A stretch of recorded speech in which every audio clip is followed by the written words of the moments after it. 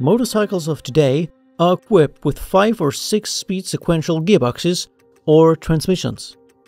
These gearboxes have shift forks with guides or pins. The shift forks are to be installed on the gear shift drum. There are 3 grooves cut into the drum for the cam follower pins of the shift fork. Furthermore, we need gears to change gear ratio. In this animation, a standard 5-speed sequential gearbox will be explained in detail. Most motorcycles use a lever at the left foot of the rider. This lever can be moved upwards or downwards to change gears sequentially. By using the shift lever, the rider moves a gear shifter assembly, which is also known as a claw arm. That way, the drum can rotate thanks to its small pins at the side. But it can only rotate by 60 degrees due to the stopper of the claw arm. Small grooves have been cut into the gear shift drum. When the drum rotates, the shift fork moves to the left or to the right due to the follower pin of the shift fork. That way, gears can be shifted.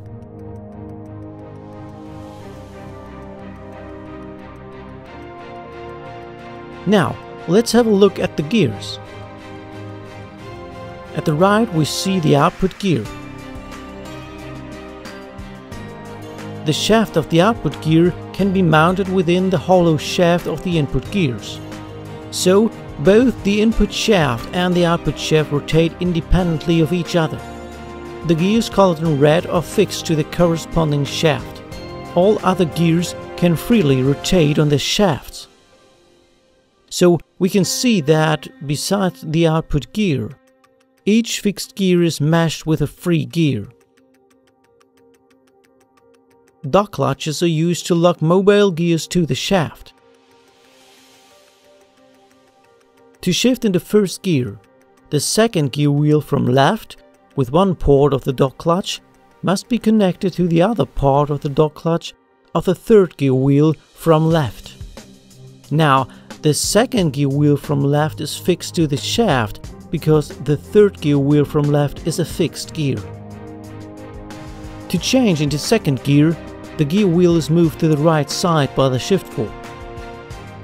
Now, the second gear wheel from right is fixed to the shaft.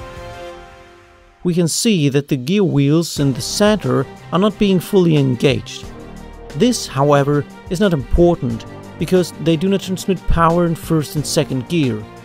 With this kind of gearbox, the rider can upshift gears without pulling the clutch. All the rider has to do is pulling the shift lever and stop accelerating. Then, the claws of the dog clutch will be pushed into engagement without any problems.